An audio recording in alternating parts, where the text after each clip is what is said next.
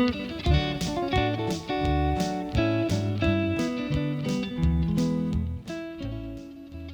had some luck with the Epson scanner. It's a good one. Of the three I've used, I like this one the best. And I did have trouble getting large negative scan on it, though. I had quite a bit of problems. But I've kind of come to some solutions that involved making a homemade template to get the negatives into the right spot, and then select them and scan them and do some work with them later. So of the templates in this demo, I won't be using the two at the top, just the one at the bottom. The two at the top are easy to use, and it worked just fine for their 35mm and other size negatives.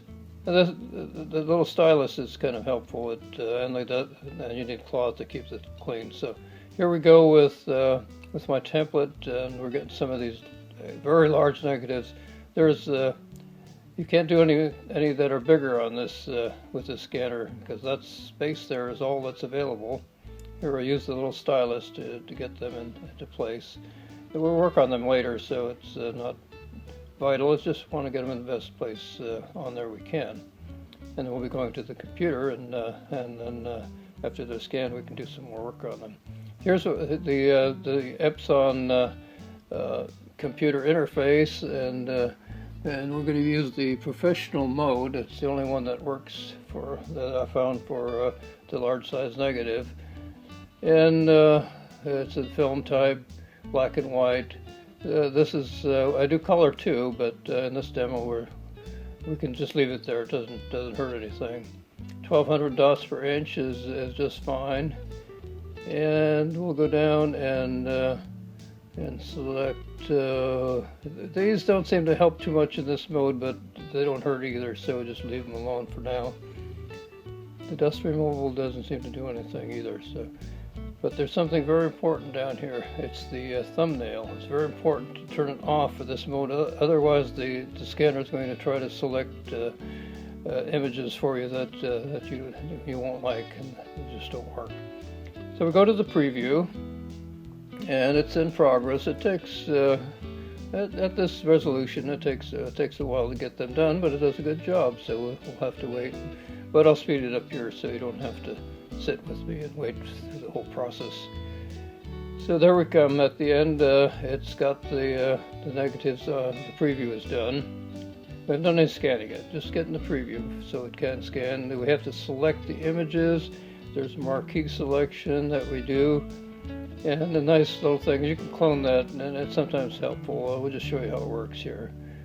We're going to clone that marquee and then bring it down and use it on the second one. It's a little too big here, so we can shrink it. We don't have to worry at this point too much. I mean, you can do it as fine as you want, but I do some processing later where I can crop and rotate and work with the images. We'll show you that in a little bit. So make sure you select all too, otherwise you only get the one that's selected at that moment. And it's scanning now. We got the scanner going, and this is the process that takes a while. The preview goes pretty quick. So we've cut that a little short so we don't have to wait for it on our demo here. A couple of minutes per image is what it says. And now it's wrapping up, and pretty soon we'll have the scanning done.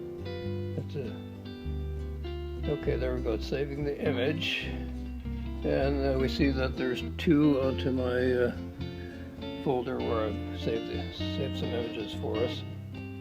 I'll make it a little part bigger for a minute so you can see that it's actually produced some decent images, but they're going to need some work, and that's what we're going to do next.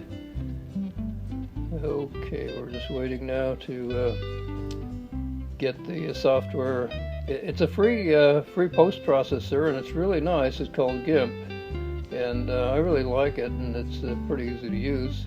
I think it's for an average person better to use than full Photoshop, which is very expensive too, and this is free. Okay, we got her going. We're gonna convert that into JPEG. Well, not quite JPEG. It's the GIMP format still, but it will convert it later. And then we have some tools. We're going to do a crop here. Okay, see those edges that we left out of the original scanning, or left in on the original scanning, are going to be removed now by cropping. And there it is, nicely cropped. And there's a lot of tools here. There's a few simple ones that really help with these old negatives that I've been working on. Here's the levels. We'll bring over the color window here in a second, and we'll show you how to do some simple things to brighten them up. There's a couple of sliders that I use, and you can watch on the screen and get the picture to where you like it. Do both ends if you want. One brightens it a little, but it's something to play with. It's not very difficult. Okay, we select OK, and we've got it.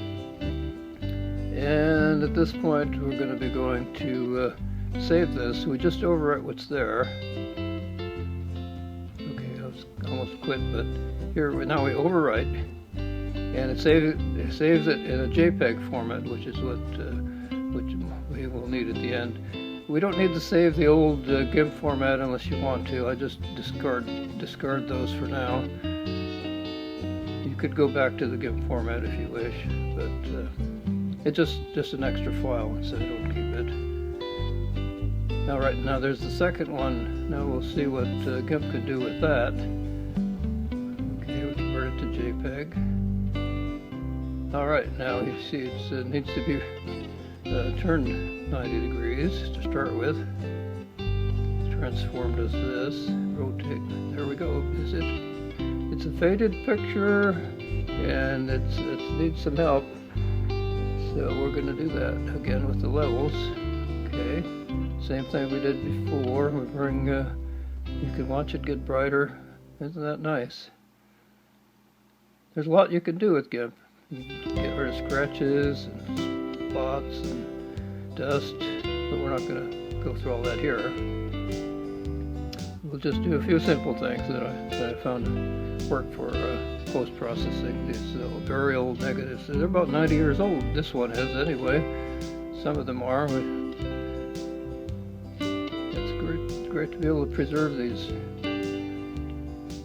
We haven't viewed these for years and years, but now with the scanner we can really share them with others, other family, and put them on Facebook and do a lot with them.